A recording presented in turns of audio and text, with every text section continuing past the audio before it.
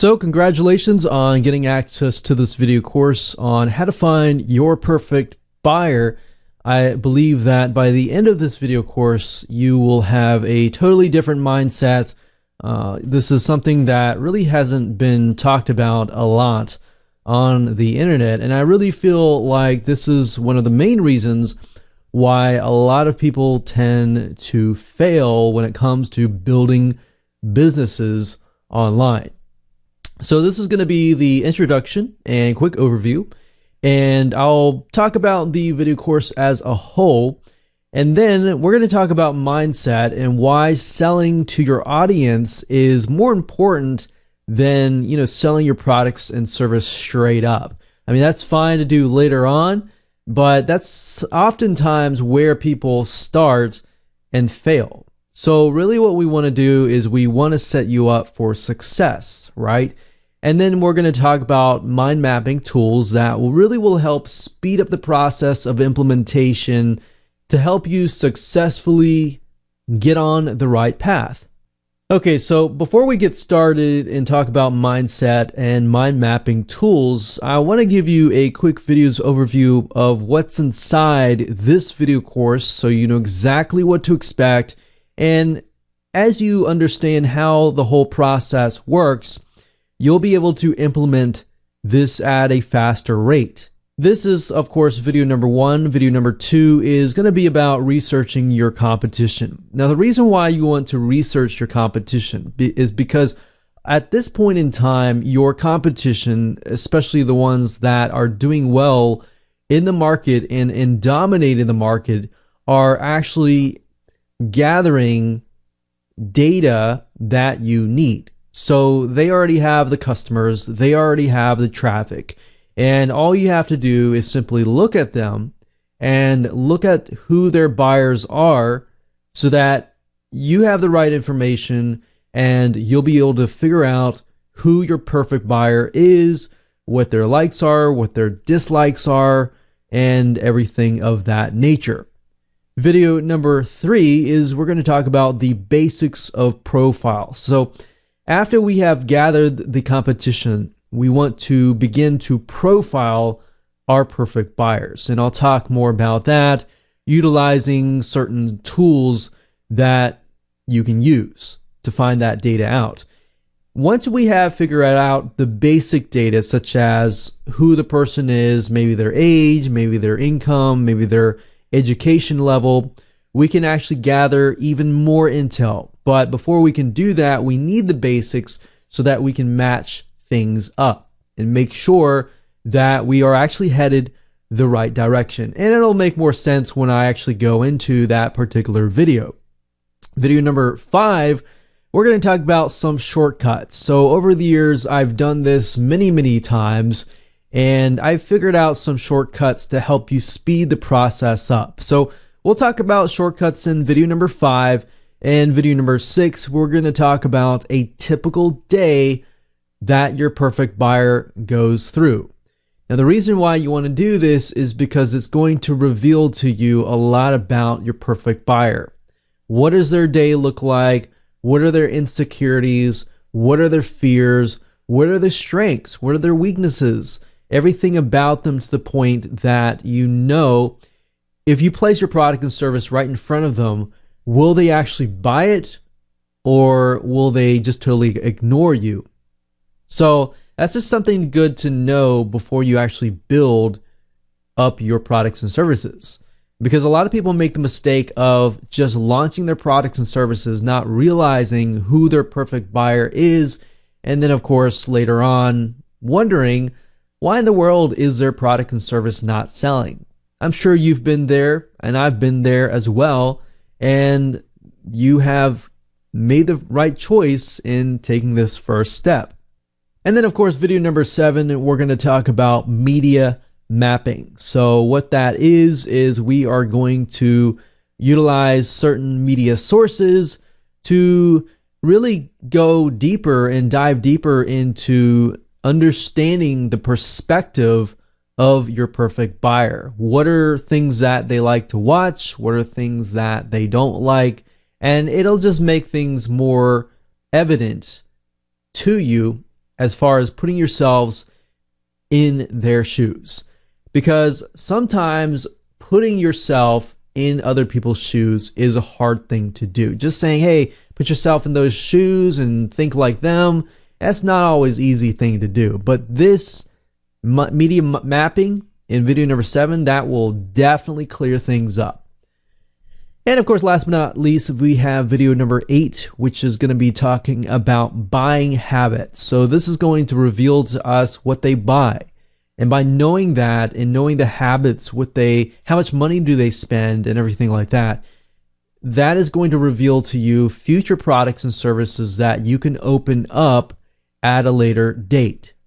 So this is not just finding the perfect buyer, it's finding what they want at the end of the day. So you see why this is so important and how it's going to make a huge difference in your business?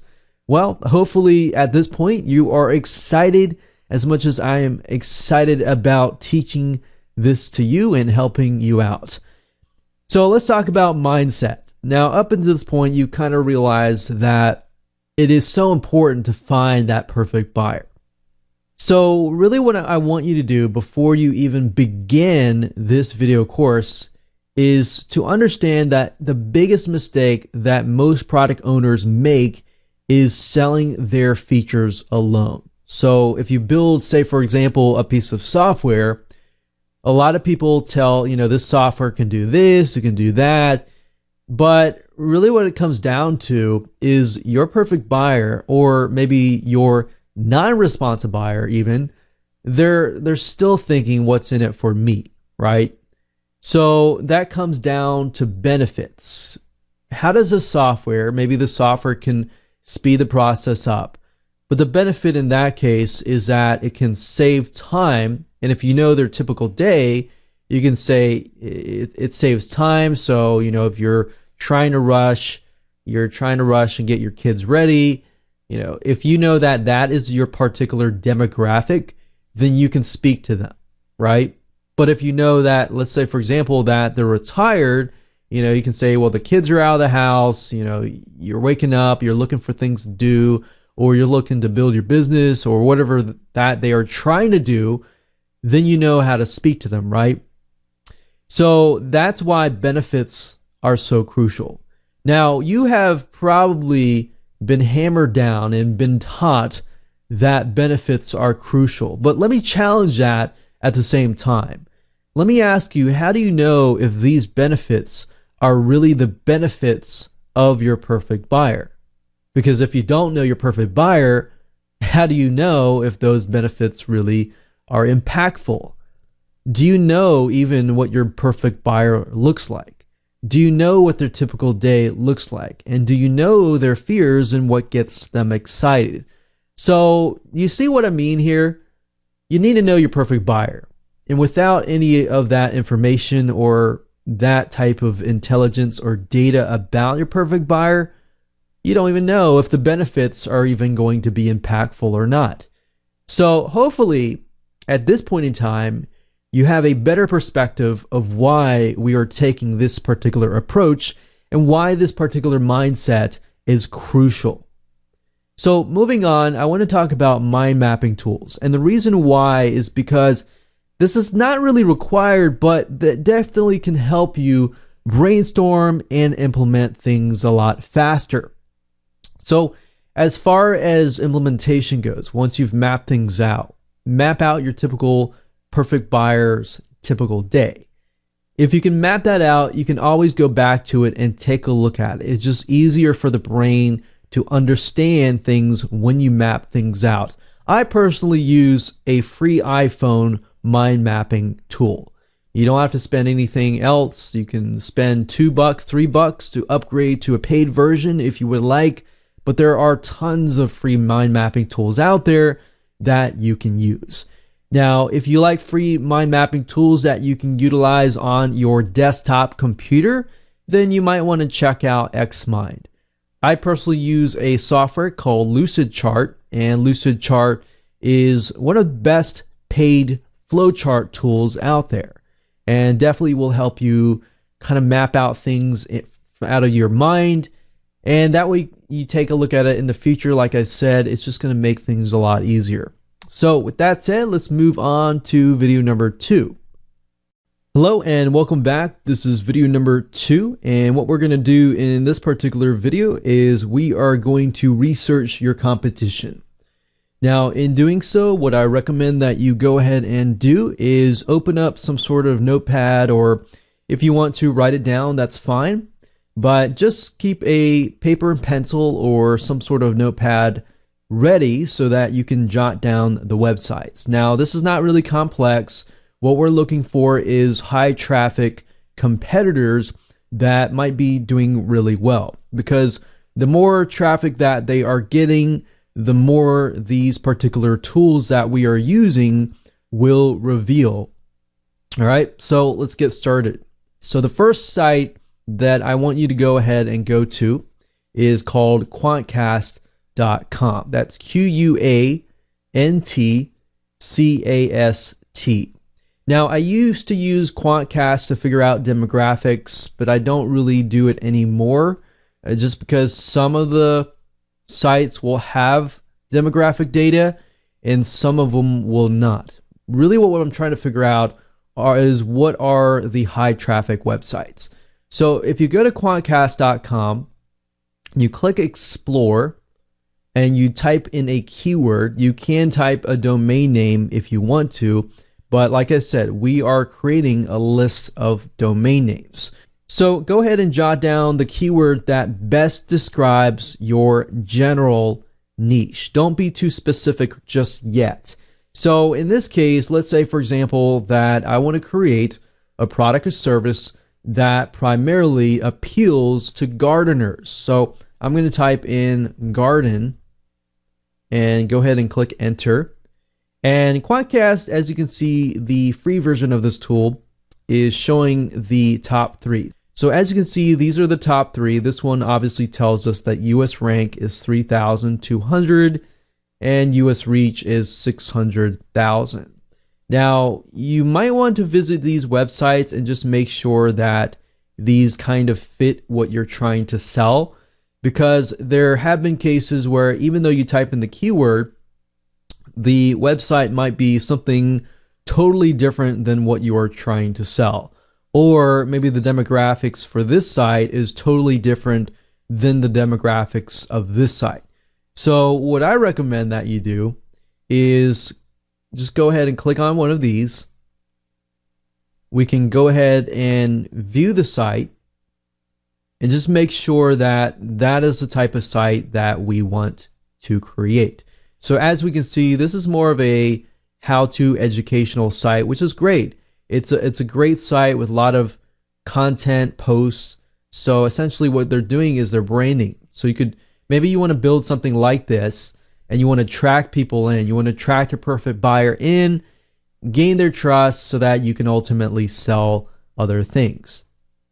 So this is what the site looks like. We can see that it's about gardening, house plants, problems plants might face, lawn care, composting, and other gardening help. So we can see that for the majority of the case, that is our audience. So if that's the case, we want to definitely copy this. I'm going to open up Notepad and put that URL in here.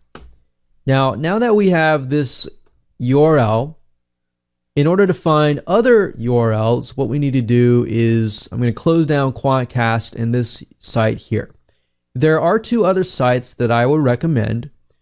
Similarsites.com, which basically, if you enter a URL of a website, it'll tell you all of the other websites that are similar to that website.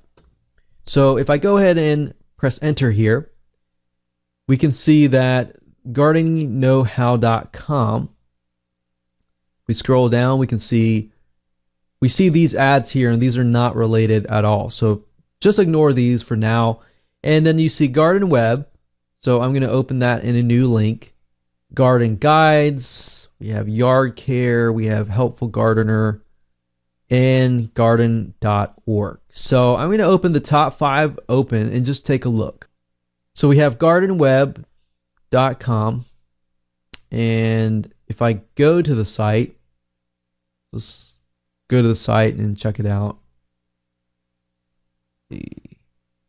Sometimes you have to highlight it and just go to the site directly.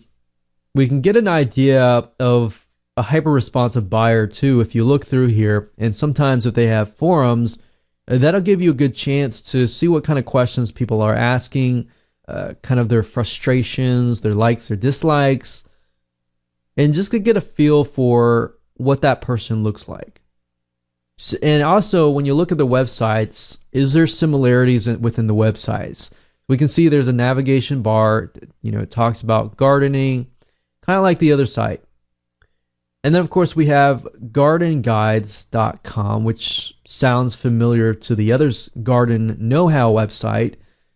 And if we take a look here, we have gardening design, spaces, diseases, and it's very interesting how it's broken up. It looks very, very similar. So gardenguides.com actually is very, very similar to gardeningknowhow.com. So I'm going to go ahead and go through the rest of these. We have yardcare.com, helpfulgardener.com, which I think probably would be a lot more targeted. So let's just go to the site here. And what I'm doing here, as you can see, is just looking and seeing if I can find similar patterns throughout all these websites. So we can see garden design. I saw a lot of gardening design, in fact, in the other websites. We can see organic gardening, forums, and more. So I'm beginning to kind of see that this is very similar to the other sites, except for the design of it is not as good as the other ones. So now that I have 3 websites, I'm pretty much good to go now. Now, I want to offer you a different website as well, a similarweb.com. This is a paid tool, but you can still enter these websites in here and find more data about these websites. So if I click that, enter gardeningknowhow.com, you can actually see the rank within worldwide, within US, and the global rank. So this kind of gives us a better picture of the website itself. We can see that it's getting a massive amount of traffic, mainly from the US, Australia, UK, Canada, and India. We can see that the most traffic was from search volume. So this is kind of painting a picture, as we call it. We can see referrals, basically what sites are they coming from. We can see search, we can see social. We can see a lot of these people seem to be on Facebook and Pinterest, which kind of fits it because Pinterest is where a lot of visual people go to, people that are kind of gardeners go to. We see audience interest, so this is kind of reveals to us potential buying habits. But right now we're not really interested in doing too much research. We just want to get an idea of what that basic picture looks like. So you can enter the other ones in here, but that's fine. All we need to do is create that list, as you can see here. And as you can see, we have a list of 3 websites, and that's all we need right now. So in the next video, we're going to take it a step further, but for now, that's all you need. So go ahead and do that right now, and I'll see you in video number 3. Hello, and welcome back to video number 3. And this particular video, we are going to discuss about the basics of profiling. So this is step 1 when it comes to figuring out who your perfect buyer is and what do they look like. So to do that, I want you to get access to the list of websites that you copied earlier and go to a website called alexa.com. As you can see right here, that is alexa.com. So if you go to the site, you will notice that they have a free version, which is limited, and they have a paid version, which gives you all the data that you need. But for this case, you really don't need the paid tool. You can utilize the free version itself. So let's go ahead and plop the websites that we found in the previous video into alexa.com. So I'm going to go ahead and copy gardeningknowhow.com in here. We're going to paste it. We're going to click on find, and here we go.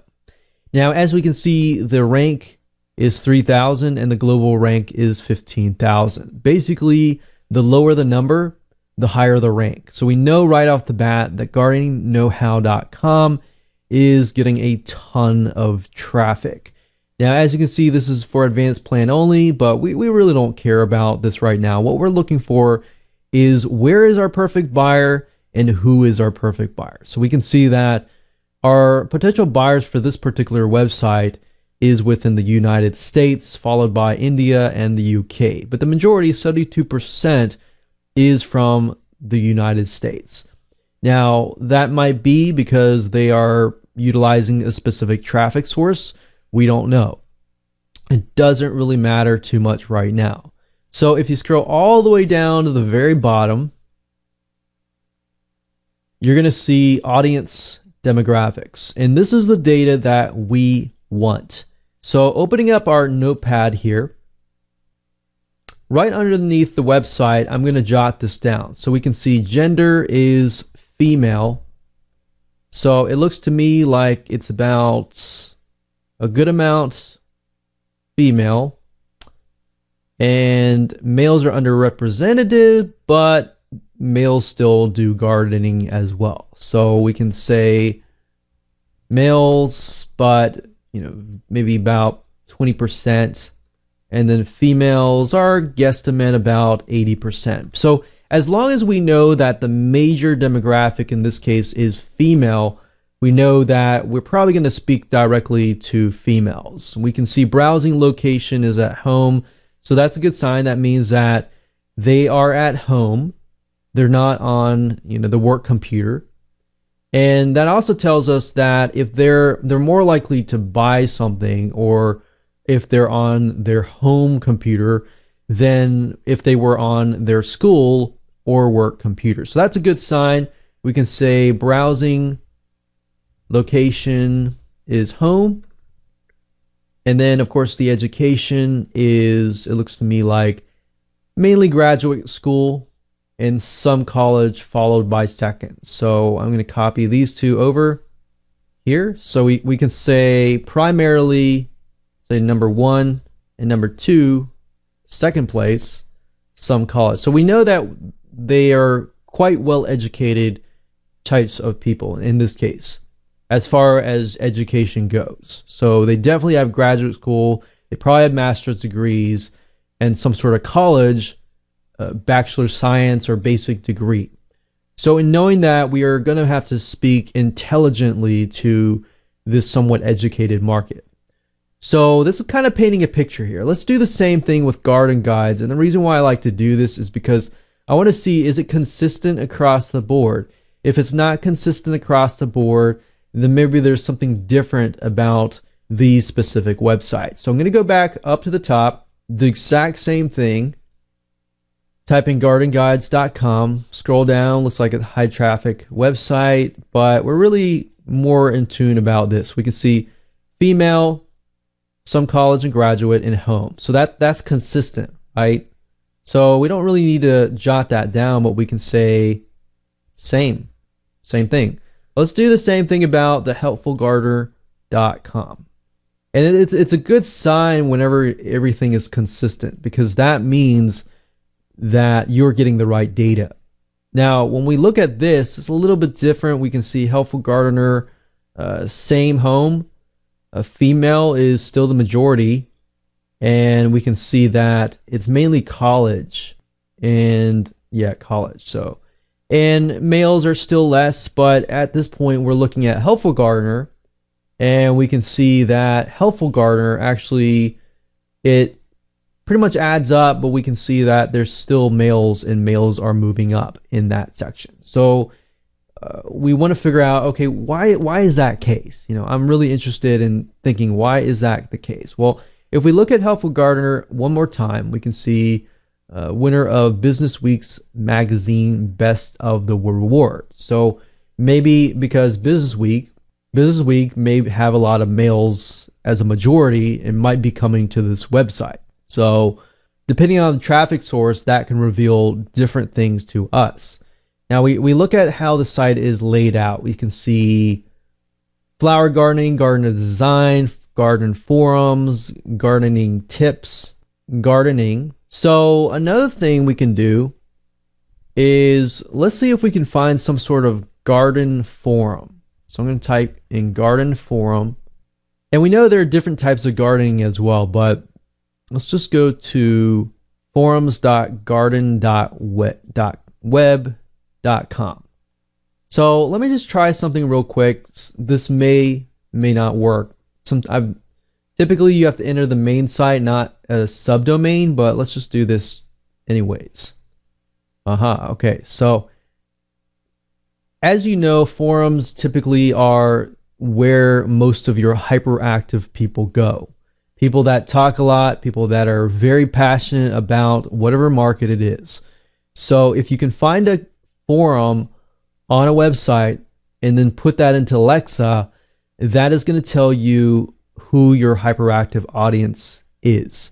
So now we can see that it is back to the females being the majority, college, some college, and home seems to be consistent across the board.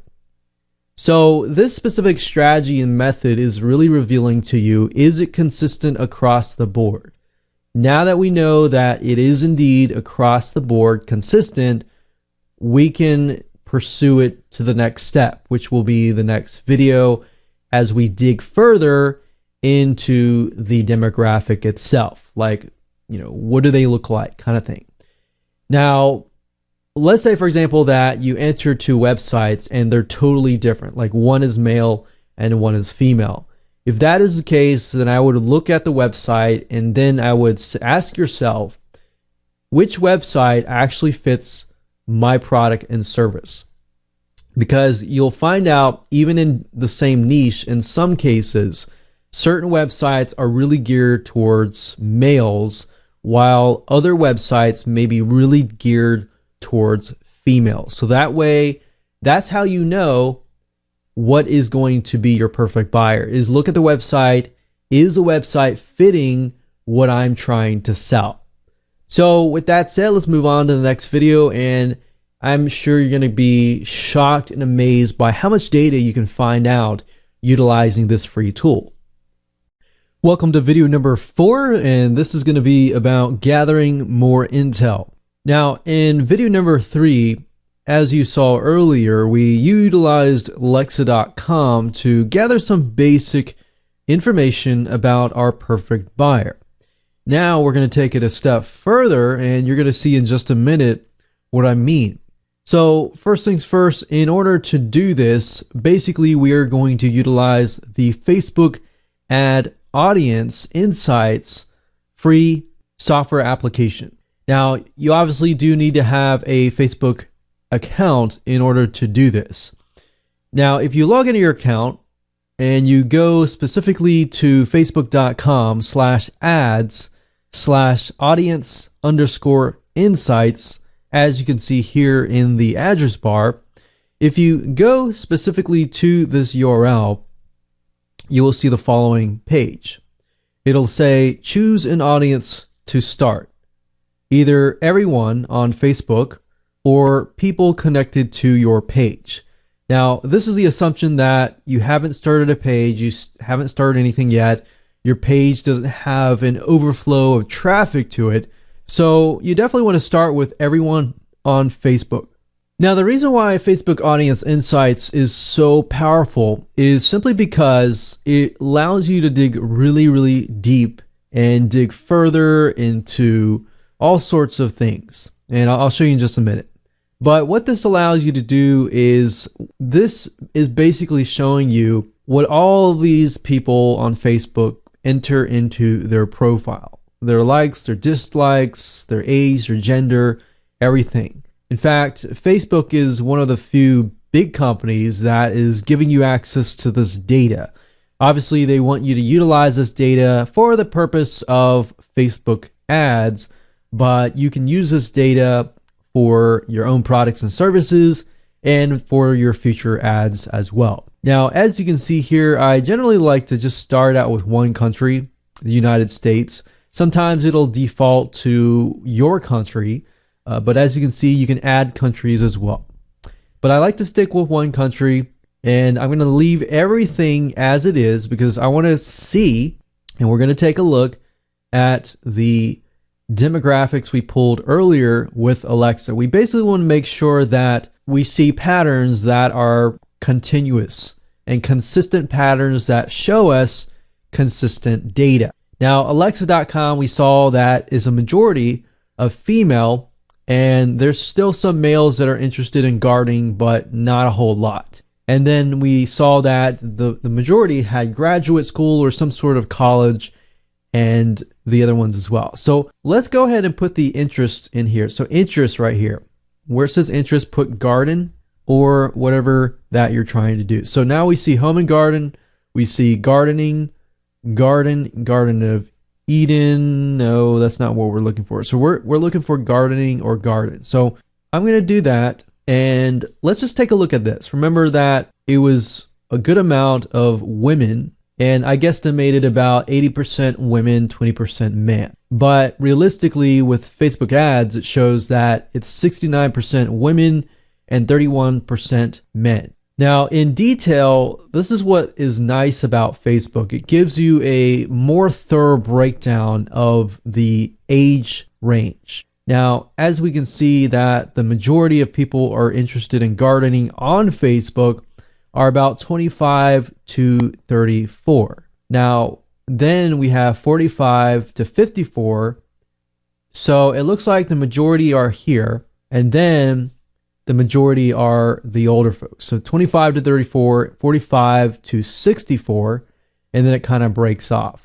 And that's interesting. As I began to think about it, as far as gardening goes, the young folks, 25 to 34, they're not super young, but they're about, they already graduated college. They already have had probably a job for a decade, and they obviously are interested in gardening.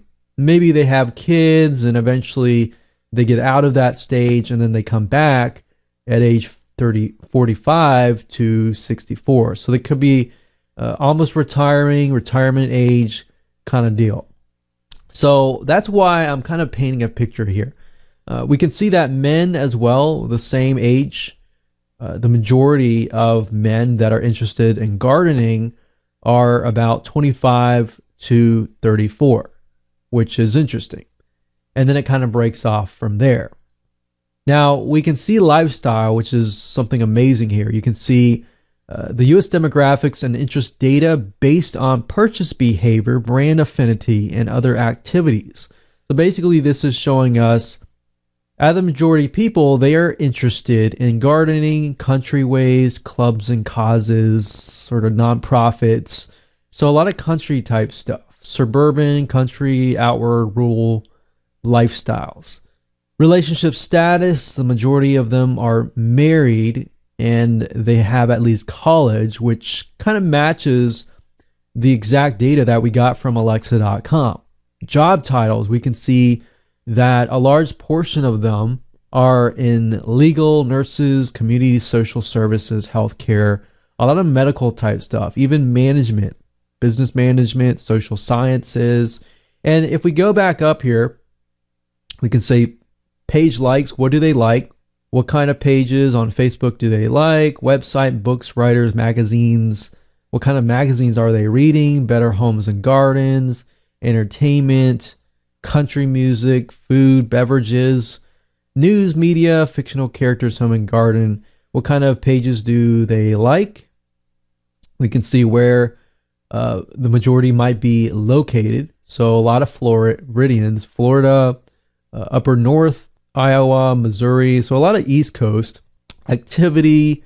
We can see frequency of activity. How engaging is this particular audience, or how hyper responsive is this audience? What kind of device that are they using? We have household income. How many of them actually own homes? Household size, home market value, and spending methods. And then, of course, purchase methods. And I'll get into that in a later video. But I really want to show you, it really breaks things down. So Alexa kind of gave us a broad overview. And of course, with their paid version, you'll get a more detailed view, but I'm utilizing all free tools here. And this gives us a more specific view. So now you can take a look at this and say, okay, I can have a better view of what this person looks like.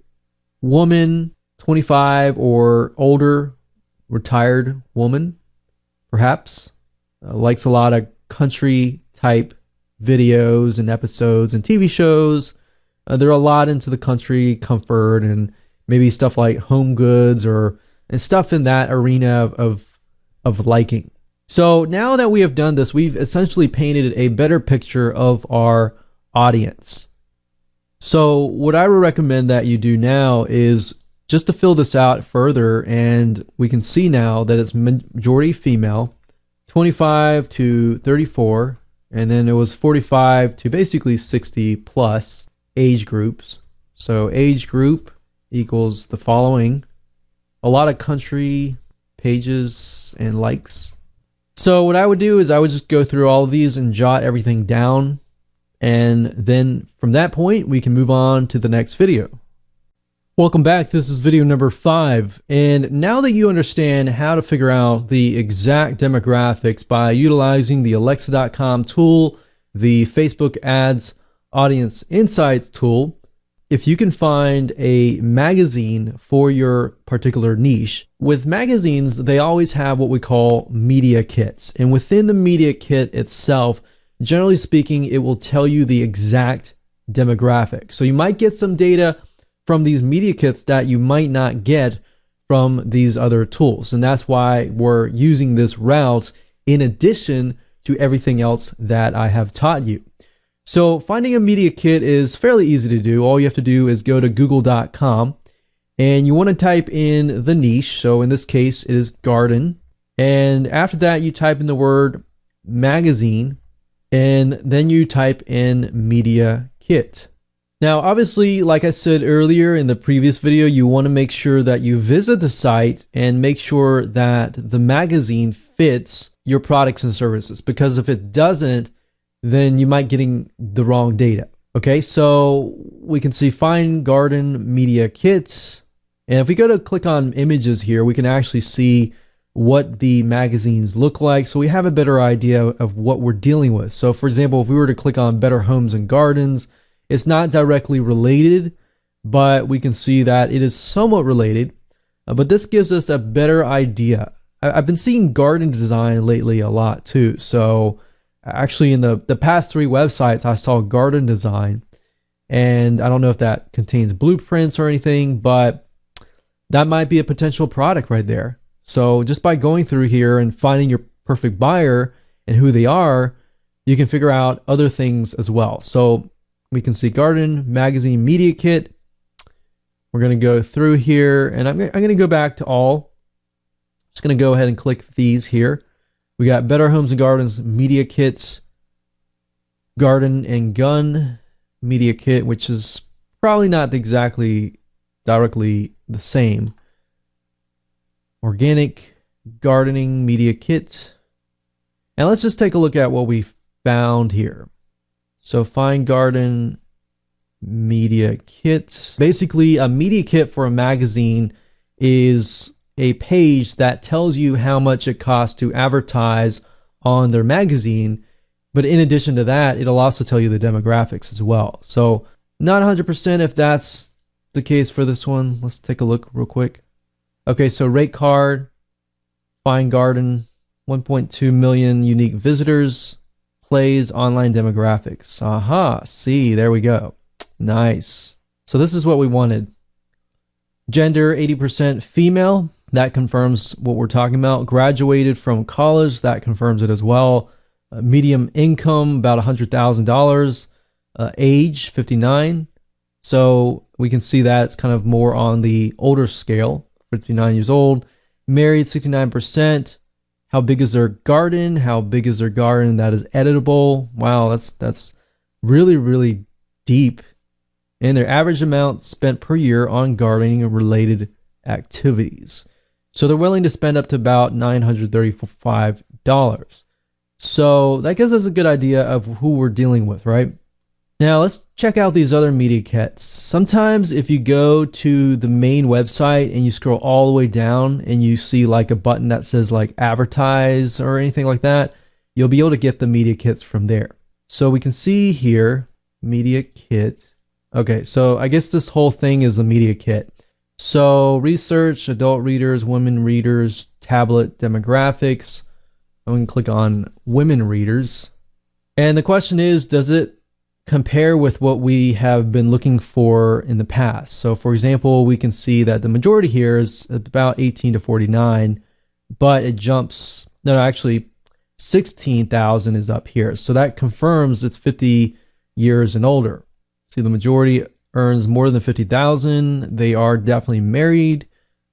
They own a home, graduate college, and they have children under the age of 18, or their children are parents. So their children could be parents and they're retired, or they have children under 18, so they could be in that life bracket as well. So that confirms a lot of information. So these are essentially kind of shortcuts that you can take. But in my opinion, I would do these in addition to Alexa and Facebook Ad Audience Insights. So that pretty much confirms a lot. So that is really good information. So I'm going to jot this down here. So as you can see, that confirms a lot of information that we have already dug up.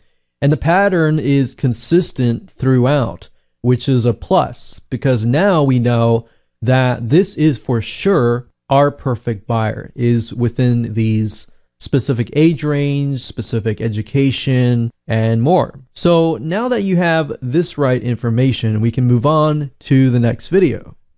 Welcome to video number 6, and in this particular video, I'm going to show you how to map out a typical day of your perfect buyer. Now, the reason why you want to do this is because you'll get a better perspective of what they are dealing with from day to day, what frustrations they're dealing with, what gets them excited, what gets them mad, what gets them sad, and everything in between. So one of the best ways of doing this is simply really get yourself in the person's shoes. Now, like I said earlier, this is actually harder than it sounds. So the best way of doing this is by going to Google and typing out something like this. So obviously with gardening, the noun of gardening is gardener. So the type of person described in this particular niche is a gardener, right? So I'm going to type that in, gardener, and then I'm going to write the words, 2 words, typical day. Now, there's no guarantee you're not going to always 100% get this, but the nice thing is you're going to be able to see things like YouTube videos and other sorts of media, which we'll talk about in the video after this one. But this will allow you to kind of get into the shoes of someone who is a hyper-responsive buyer and perfect buyer in these niches. So another thing is gardener journals, taking a look at their day-to-day journals. If they have any, I'm sure they have blogs, I'm sure they have different things where they talk about their day. Obviously, an easier way of doing this is to go on a forum and maybe follow a person and see what they are saying. And you can also maybe even contact them and say, hey, I want to talk to you or interview or pay you money to interview you to get an idea of what your typical day looks like. But by doing this process, it's going to really help you out as far as figuring out what potential products and services they will want to buy. Obviously, different people are going to be different, so it's not really 100% one size fits all. But if you talk to a perfect buyer, you will get a better sense of what they are dealing with. So as you can see here, let's just go ahead and click through here. So a day in the life of a landscape gardener. A day in the life of a gardener working at this place, landscape gardener. Day in the life, a typical day. cost of gardener. It's not what we're looking for. See, a day in the life. So I noticed there's a phrase going on here that's very, very similar. A day in the life of head gardener. So maybe I'm going to switch this around, because one thing you'll find out is as you are going through here, you'll notice that they use similar words over and over again. So gardener, a day in the life of a gardener. Ah, look at this. A day in the life of a head gardener. A day in the life of the organic gardener. We can see videos here too. And sometimes watching these videos will definitely help you get a better understanding. But in this specific method, I would just spend about 15 to half an hour to try to map this out. Life in a gardener, a day in the life of a gardener. So I think we have enough tabs open, so let's just take a look. So a typical day. So this is primarily a landscape gardener. It's maybe not what we're looking for, but at the same time, if you are doing landscape gardening and gardening design, kind of specialize in that area, you can read through here. We can see too many typical days for mowed dirt of green acres. So I guess I don't know if his real name is Mow Dirt, but if it is, he gets up and early enough to be at the yard by 6:30 a.m. After loading the extra tools he needs for the day into his already loaded white truck, and then he's on his way with his crew of 2 by 7 o'clock. The day has just begun and it has already begun to be monotonous. So it seems to me like this is a story, but this is a nice way to write it out. I mean, you can write it out this way, or you can even open up Notepad and just write it out. So we can say 6:30 a.m. We'll say 6:30 a.m. He's up. So we'll do 6:30, and you can do it by half an hour if you want to. You can do it by hour. Doesn't matter. Really, what the further you break it down, the better, obviously. So we can do 7 o'clock a.m. We could even do 6 a.m. So maybe they wake up at this time, or maybe they wake up here. I don't know. With gardening, if you think about it, once the sun rises, especially in the summertime, it gets really hot. So depending on where they are and what season it is, it can be different. But the majority of case, the gardeners that I know specifically, and you can begin to think of people that you know that actually fit this, but a gardener I know, he wakes up, and I know another gardener, she wakes up typically very early, because then you can start your day, you can be out in the nice cool weather, digging and pulling weeds and pruning and doing everything that gardeners love to do in the nice morning cool weather, because it does get hot outside. So we can think they, from about 5 to 6 a.m., they wake up, they get their breakfast and eat it. You can even think, like, what do they eat? You know, that could be potential product or service.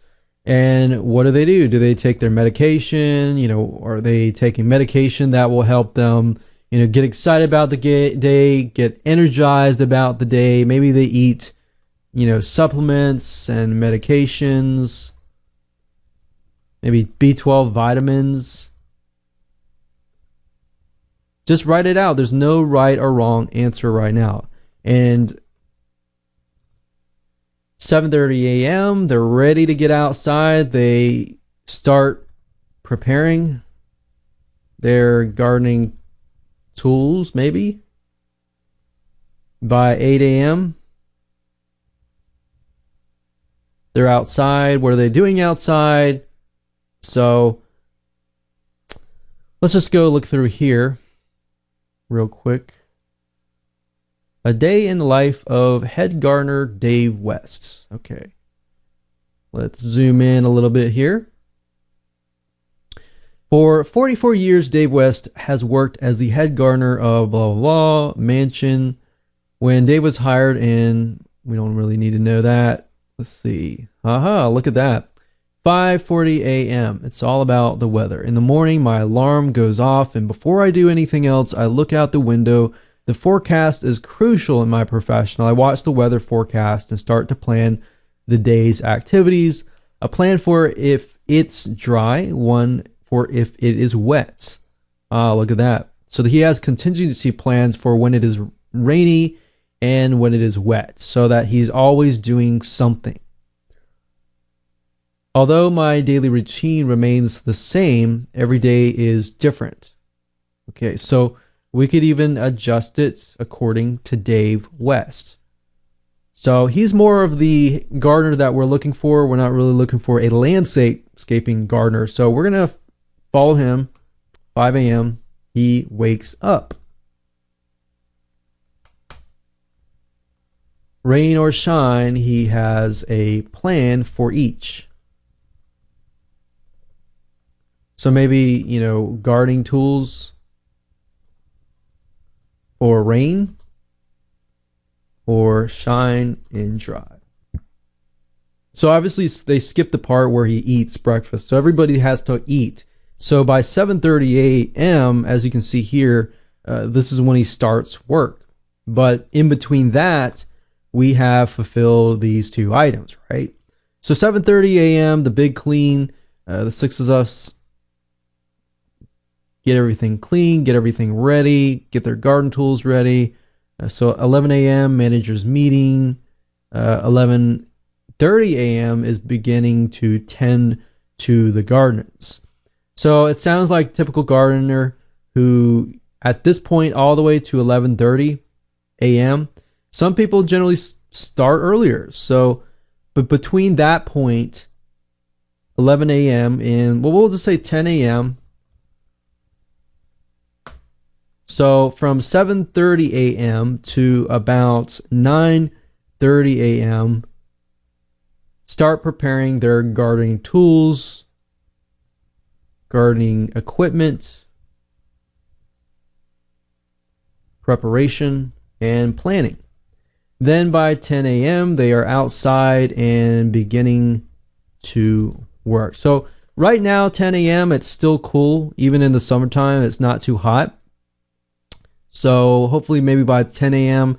And then it starts getting hot at 12 p.m. or even 1 p.m. as we can see here. So lunchtime, they take a break. Maybe we'll do 12 p.m. Actually, we'll do 1 p.m. Realistically, 10, we got 11, 12, 1. So that's 3 hours. So 3 hours of work. At that time, they take a break. They get lunchtime, and so on and so forth. So touring the gardens at 1:30 p.m., labor of love. Okay. Now, can you see why looking at the typical day is so crucial? And then, of course, we look at a day in the life of a head gardener, of a different head gardener. We look through here. Waking up early, sunlight flooding my bedroom room. She has dogs, so she gets up, gets clean, starts sowing seeds, essentially getting her things ready. And she goes out on the water. So this gives us a better idea of what we're dealing with. Let's see. So that's what I would do. I would just go through here and try to figure out what is their typical day look like. If you need to watch YouTube videos and get a visual perspective of what that looks like, then I highly recommend doing that, but try to map it out all the way to the point that they sleep. And from that point, you have it in hand. And what does this do? This helps you greatly because it tells you exactly, what their frustrations are. So if we just look at here closely, so at this age, maybe they're not sleeping well. Maybe that's a frustration that they're dealing with and they need something to help them sleep better. Or at this point, maybe they're just not getting enough energy when they go out, and you can hone in on that. But you would never know this kind of stuff unless you map out their whole day, right? And that's why it's so crucial. But this in itself will help you understand them a lot better, and essentially will help you put yourself in their shoes. Now, in the next video, I'm going to show you how to do what we call media mapping, and go and take a step further than that and help you get a better perspective of what they like to watch, what they like, what drives them, what's their motivations. So we're taking things a step further. All right, so I'll see you in the next video. Welcome to video number 7, and we're going to talk about media mapping. And the reason why this is called media mapping is simply because we are going to further put ourselves in the person's shoes by utilizing media sites such as youtube.com and or other sites as well. And this is going to allow us to map out a better view of what our perfect buyer is into, what their perspective is, basically map out their passion about their niche and what they like, what they dislike, what kind of person looks like them, what do they watch as far as documentaries go, what do they watch, what do they like to learn, and everything basically surrounding that particular niche. So if you looked at my previous video and we did a Google of a day in the life of a gardener, we saw a couple videos that were related. So in this case, I would highly recommend that you watch these so you have a better view of what their day looks like. Now, in addition to that, and what expands on that, is what do they like? So once you watch this, you have a better perspective of their typical day, right? And we can type in Google, in YouTube, garden. So we can have gardener or even gardening TV shows and see what we get. And what I would do normally is I would sort it by view count and rating. So we can see view count here, and we can see that the ones on the top are obviously highly viewed. So we have 42,000 views, 67,000 views, 143,000 views. Let's see, Garden Girl TV, 298,000. So this is, if we click on this just to take a look, so it looks like pretty much fits that demographic of female, maybe middle-aged female. And if we go through here, what I like to go through is I like to watch these videos that they watch, and then I like to take a look at the comments that match that particular video to see and get an idea of what people are saying about that particular video. And if I can see patterns or similarities in what people are saying, if somebody is saying over and over again that their frustration is this, or they are passionate about a consistent thing over and over again, then that tells me that there's something there. All right. So that's the whole goal of this. So we can type in gardening TV shows, we can type in garden documentary, and obviously look at the video to make sure that it is related to what we are selling. So gardener, maybe gardening. So try different variations.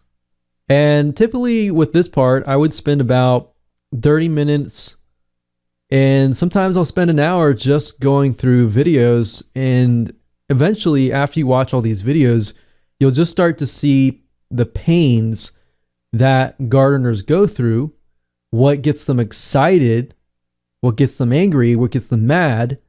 And eventually you'll know so much about your niche just by watching these videos. Now, with media, there's different types of media. So you can use other social networking sites such as Instagram to get a better view of the pictures out there.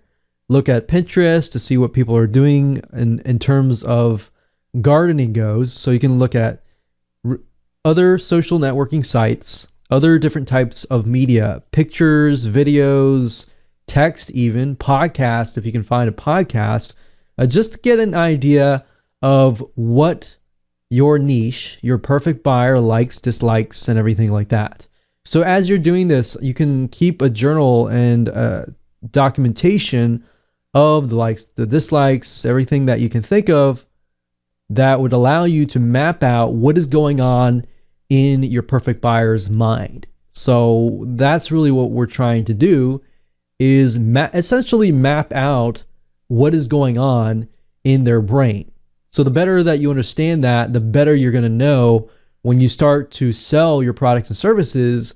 You'll already be leaps and bounds ahead of most of your competitors at this point, because most of your competitors are not even thinking about doing any of this.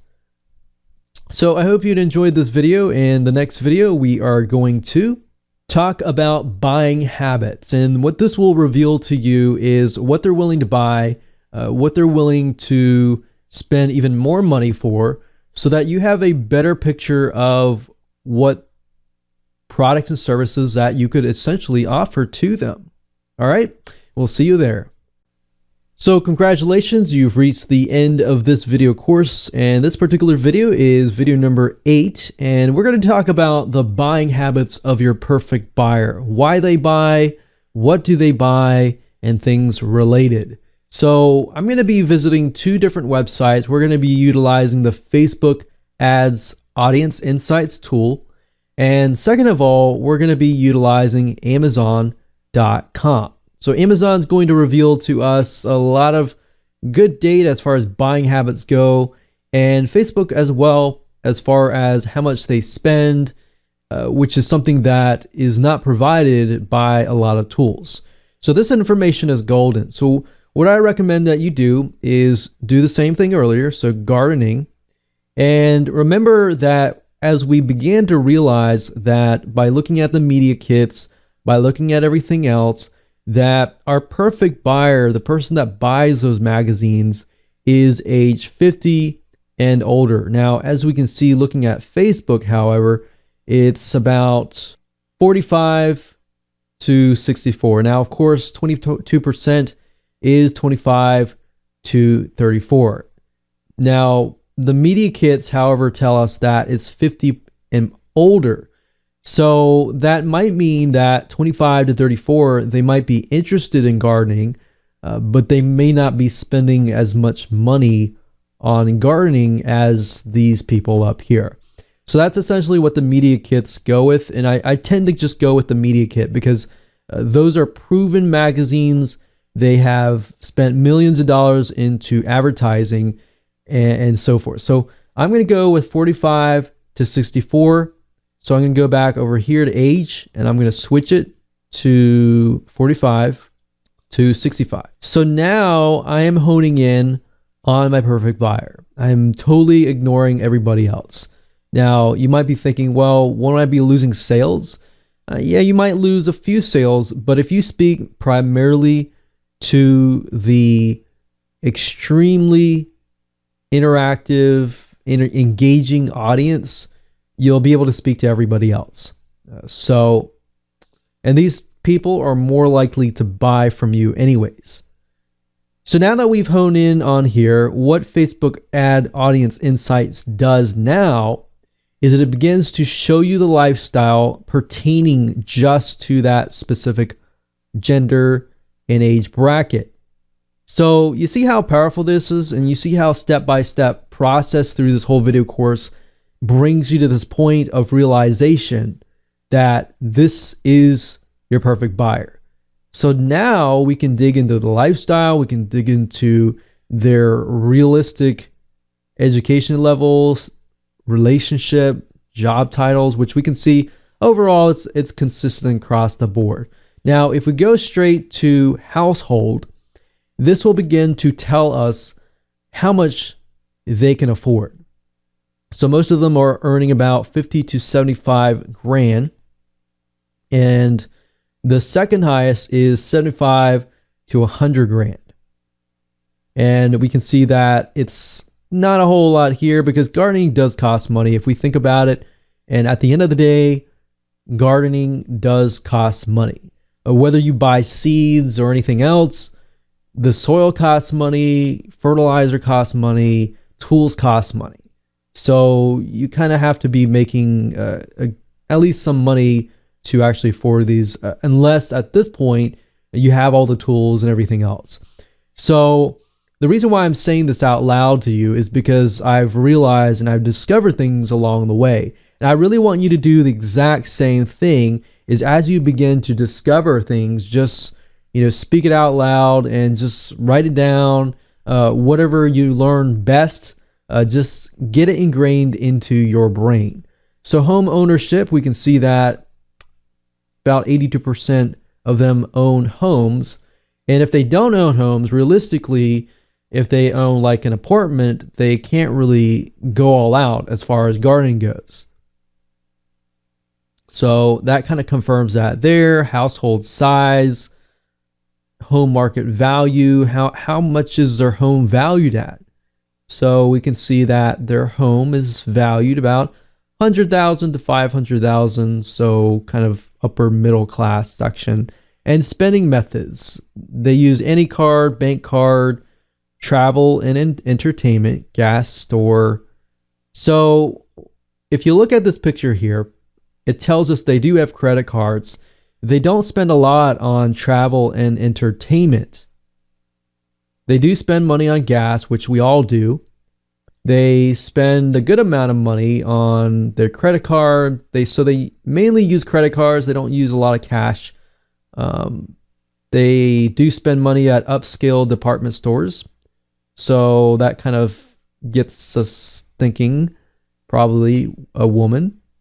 And if we click on purchase, of course, not always, but this is our main demographic. So purchase, retail spending, we can see that it is low as far as retail goes. Online purchases go high. They're very high as far as online purchases go. So if you're selling an online product or service, they're more likely to be into that. So US retail spending, that might be like the majority of retail. So gardening is very specialized. So they're spending more time on tools and seeds and everything else. Purchase behavior, what are they purchasing? So this is going to reveal to you a lot of information. So business purchases obviously are not a lot. Household products, pet products, health and beauty, home and garden, food and drink. So they basically spend most of their money on just basic essentials. Now, as you can see here, I can tell you right off the bat, this particular demographic also have tons of pets. So they love pets. And so you can see that they spend a lot of money on pet products. So now that you have mapped out their typical day, you can also get an idea of what other different products you can sell to them, not just within that particular gardening niche, but other niches as well. So in market for vehicle, we can actually see what kind of vehicles that they purchased. So a lot of convertibles, sports cars, mid-sized cars, luxury sedans. So now that we have a brief idea of what their spending habits look like, we can go over to Amazon and we can type in something like gardening. And I'm going to sort by, average customer review. So obviously the more customer reviews, the better. And this will tell me what exactly are they spending their money on. So we can see garden knife with extra sharp stainless steel blade. So I'm getting the feeling that they want quality tools, because if you garden enough, your tools will eventually get used and may rust away. So you definitely want good quality stuff. So pruning gloves, about 24 bucks. We're looking through here. We have $10, 21, 26, 15, 33. Now, you notice I'm looking at the price points, right? And the reason being is because I want to get an idea, do they spend a lot of money on low ticket items, or do they spend a lot of money on high ticket items? Maybe they spend a lot of money on low ticket items so that they can get a lot more supply of tools, books. So, and what this does is allows us to scroll through and get an idea of what they're buying. Like if the average customer view is greater, that means that there's a large amount of people that are buying it. Because if you think about it, most of us don't really leave reviews on Amazon. So the people that do, there's actually a lot more people that buy it as well. So as we go through, we can see a lot of tools, hoe tools, garden knife tools, pruning gloves. And we could even click here to get an idea. And what I like about Amazon as well is they give you categories within the main category so that you can actually break things down and have a better view of what kind of different types of things that are being sold. So we got vegetable, plants, and seeds. And if we do average customer review, this allows us to see what is being bought the most. So if we go down through here, we see a lot of seeds. And we can also take a look at books too. So if I go back over here, take a look at books, we can see that these books have a good amount of reviews, each one of these. So we're looking at 1,000, 500, 147. So a really good amount. And they're about $15 to $20 each. So that gives me an idea of what their price points look like. And of course I can go through here, I can look at the customer reviews, and generally speaking, what I try to look for is consistent patterns in what people are saying, the positives, and what people are saying they like, what they're saying that they dislike, and everything in between. So I look for patterns because patterns generally tell me that there's something consistent. And if there's something that is consistent, then that tells me that it might be worth looking into. So I hope you enjoyed this video course as much as I enjoyed teaching it. Make sure that you go step by step and implement the whole process so that you can find your perfect buyer.